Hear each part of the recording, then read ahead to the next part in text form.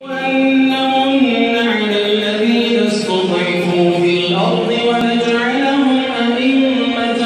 وَنَجْعَلَهُمُ الْوَارِثِينَ وَنُمَكِّنَ لَهُمْ فِي الْأَرْضِ وَنُرِيَ فِرْعَوْنَ وَهَامَانَ وَجُنُودَهُمَا مِنْهُم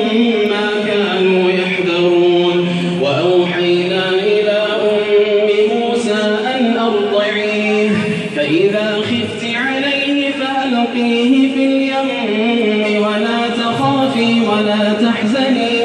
إِنَّا رَادُّوهُ إِلَيْكِ وَجَاعِلُوهُ مِنَ الْمُرْسَلِينَ فَالْتَقَطَهُ آلُ